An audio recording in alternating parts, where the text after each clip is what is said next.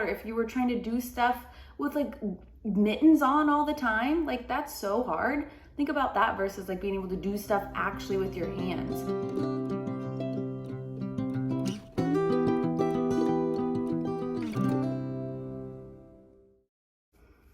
Hello and welcome to my channel. My name is Jen, and today's video is going to be first-time mom tips, mom hacks, things I wish I knew as a first-time mom, etc. I have 5 things I'm going to mention today, so I'll just get right into it. The very first thing I have on my list, and this list is in no particular order, just the way I thought of it. So my first tip is about onesies and the clothes they wear. So everyone hears about how like get zippers over snaps, and I somewhat agree with that, but the thing that I think is even more important than the snippers versus snaps, the zippers versus snaps, is that they don't have feet on them. Because what I found is that they can wear them longer, because when they have the feet and they outgrow them, it's like pulling on their feet, and it's like they don't have as much room to grow as if it doesn't have feet. So they can wear them longer. But then also when they're doing tummy time, you want their toes to be out. I don't know if you've heard the phrase like tummy down, toes out. That's really what's gonna be like ideal for their development and just the like sensory input. They need their little toes to grip and push and feel while they're doing tummy time. So you already have that happening if you have the toes out, if they're just, you know, the feet, the footless ones. And so I have zippers and I have snaps. I feel like it doesn't really necessarily matter. I guess it depends on if you're doing it overnight or if it's during the day, but I have never really needed to change my baby's diapers overnight in the dark, so that doesn't really matter to me. But I think having the more of the ones that don't have the feet is ideal. Okay, on to the next tip. That was number 1. Next one is that routines change so often, day to day. I mean, just the demeanor of your baby changes so often.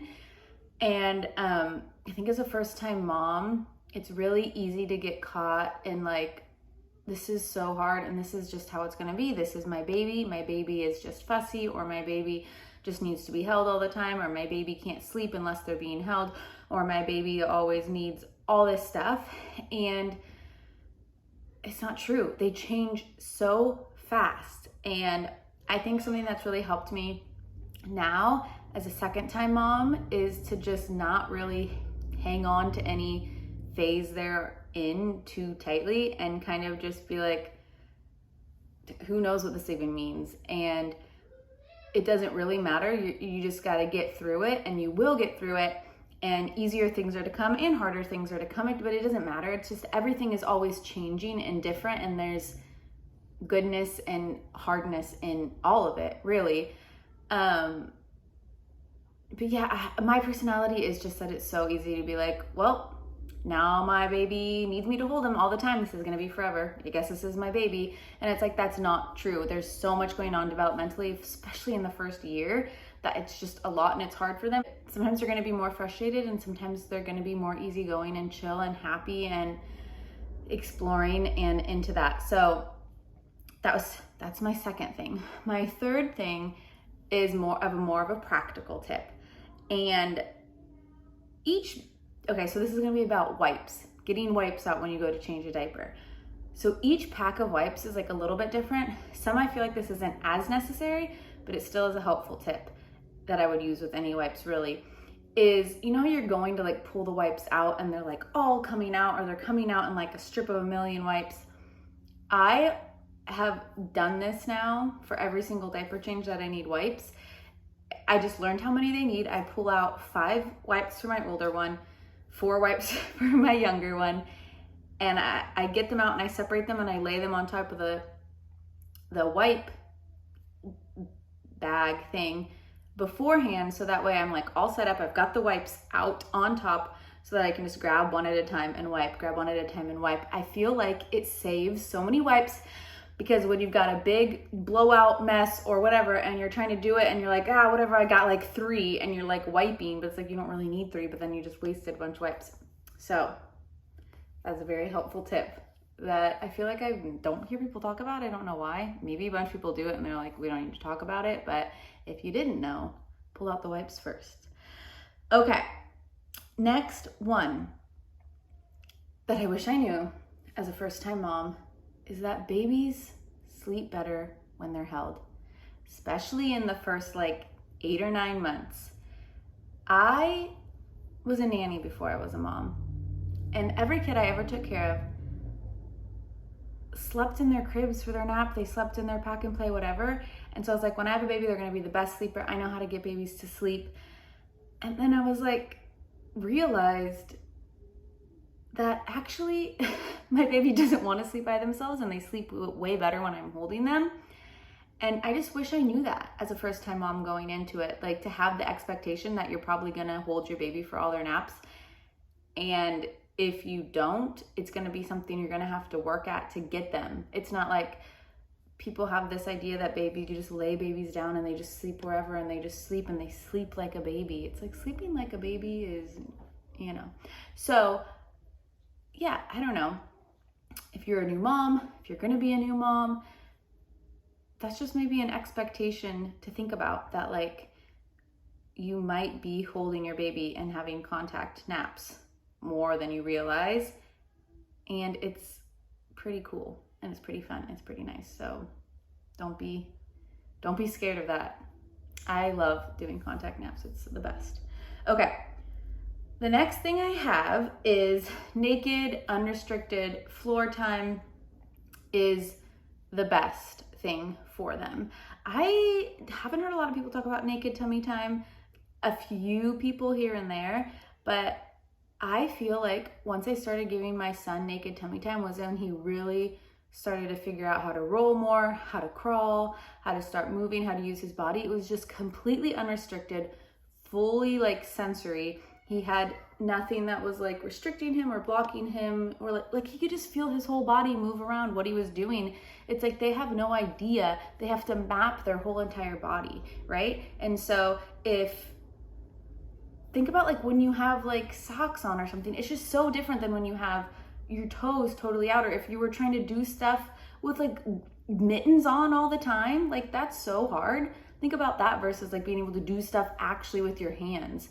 So if you don't already, naked tummy time, you can put just like a waterproof, like if you have like a gather mat or like a diaper changing mat, or you can use like puppy pads. We like to use those because then it's like you don't have to worry, it's just gonna absorb it all if they do go to the bathroom while they're doing naked tummy time. But just not even tummy time or naked tummy time, but just doing the unrestricted, just having them be on the floor, having them be on their tummy, on their back, on their sides, as much of that as you can. And the earlier, then the better, because then they'll have more tolerance to it as they get older and older, and you're wanting them to be on the floor more, and you're wanting them to learn and reach those milestones. So that's something I didn't even really think about or know as a first-time mom when I first started going into it, and I learned it kind of as I started going through those phases and going through those milestones. But I don't know, I think it would have been nice to know more about that side of things before I was a mom, or when I had like my new baby. And then the last thing, which kind of goes with that, is just that independent play can start at birth, which with my first, I just didn't realize it. And especially as a first-time mom, you want to just give them all your attention all the time, and you don't really have as much other things to do. Whereas like when you have a second kid, you have that first kid that you need to take care of and do things for. You can't always just be staring at your baby, entertaining them. And so, but I think that as much as you want to be doing good for your baby and you want to be involved and there with them, it really is also beneficial and really good for your baby to just set them down. You can be near them, you can be in the same room, but just letting them have that time where they're just like looking around, looking at their hands, kind of talking to themselves.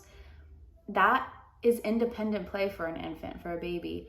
And the more you can do that without being like, oh, hi, what are you doing? Like, of course you can still talk with them and interact with them.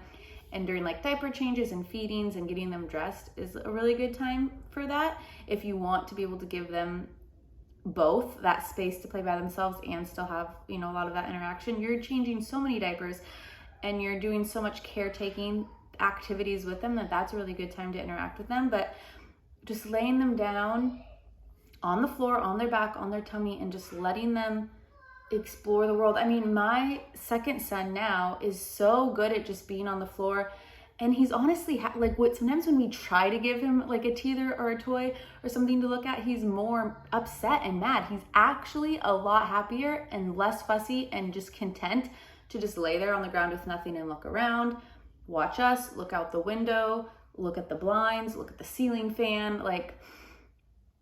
And that is independent play for them. And as they get older, that will transition into a 1-year-old who's able to actually play with toys independently, because everyone talks about and wants their toddlers to be good at independent play. But it's like, how do I start that all of a sudden? It's like you start it from birth and they learn how to be able to entertain themselves and not, you always need to entertain them. So anyway, this is a long tangent on this last one, but that's something that I wish I knew, because my first is great at independent play still, but he definitely could be better, as I think a lot of kids could be.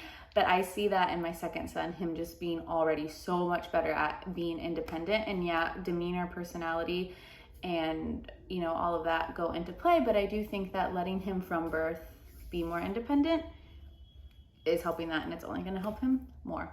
So those are my first time mom tips, hacks, what I wish I knew as a first time mom.